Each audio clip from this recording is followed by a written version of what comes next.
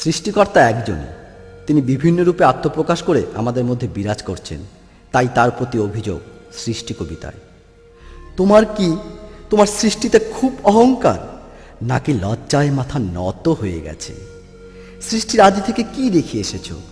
শুধু হিংসা, তার পরিণতি রক্তের বন্যা, আজও তা শেষ হয়নি। হিংসার স্রোতে তোমাকেও বয়ে নিয়ে গেছে। তোমার সৃষ্ট সর্বশ্রেষ্ঠ জীবটি তোমার এক রূপকে করেছে ক্রুশবিদ্ধ।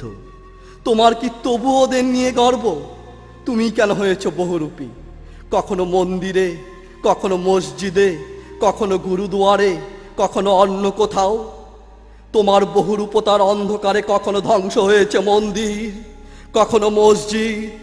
তুমিই বলো, সাম্প্রদায়িকতা কার সৃষ্টি, তোমার না তোমার সৃষ্টদের?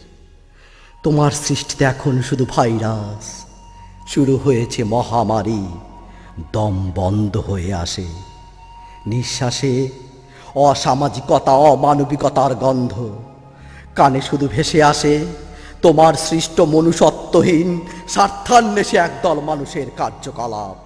ওদের শুরু হয়েছে বাঁচার লড়াই। ওরা সবাই যেন ডারউইনের সার্ভাইভাল অব দ্য ফিটেস্ট শব্দটির সাথে খুব পরিচিত। তবে প্রকৃতির বিরুদ্ধে নয়, পরিবেশের বিরুদ্ধে নয়, নিজের মায়ের বিরুদ্ধে, নিজের ভাইয়ের বিরুদ্ধে, নিজের মনুষ্য জাতির বিরুদ্ধে। এখনো সময় আছে, ওদের মনুষ্যত্বকে ফিরিয়ে নিয়ে এসো। না হলে তোমার সৃষ্টিতে চারিধারে থাকবে শুধু ধোঁয়া। সুন্দর ধূসর মাটি হয়ে যাবে কালচে লাল।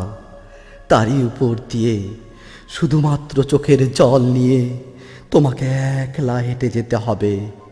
এর পরে সৃষ্টি মঙ্গলে যেন এই রূপ তোমার না হয়, সেখানে যেন থাকে তোমার মাত্র একটি রূপ। তোমার সৃষ্টি থেকে হিংসার বীজটি তুলে ছুঁড়ে ফেলে দিও, আর রোপণ করো গোলাপের বীজ।